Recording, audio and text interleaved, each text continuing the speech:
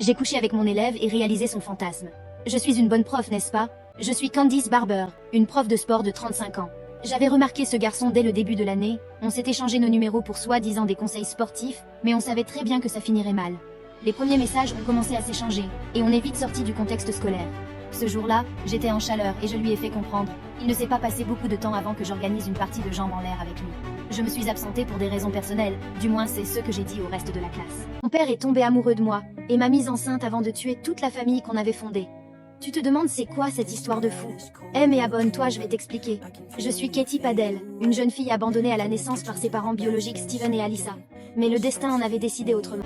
En réalité, je partais me faire plaisir. Il m'a rejoint derrière le gymnase dans un champ isolé de tout regard. Je lui ai directement sauté dessus, et j'ai enfin pu assouvir son fantasme et le mien par la même occasion. Dès mes 18 ans, je retrouve mes parents biologiques et m'installe chez eux. C'est tout de suite le coup de foudre avec papa, qui venait de se séparer de maman.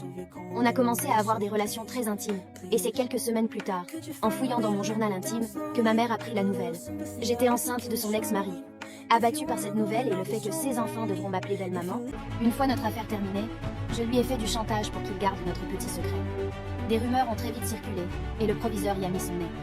J'ai manipulé ce lycéen par la peur pour qu'il n'avoue pas. Mais une enquête a été menée et la vérité a été révélée. J'ai pris 6 ans de prison pour avoir couché avec mon élève et l'avoir manipulé. Elle eut une conversation avec mon nouveau mari. Il a eu le culot d'annoncer qu'on allait se marier et qu'on garde le bébé. Je n'ai pas hésité à publier des photos de ma grossesse sur les réseaux sociaux et parler de ma relation sans tabou. Cependant, notre situation immorale n'a pas été impunie et avons été incarcérés. À la sortie, mon fou de père a passé un coup de fil à sa mère pour lui annoncer qu'il nous avait tués, mon fils et moi-même. Après ce drame, il nous a rejoints en se donnant lui-même la mort.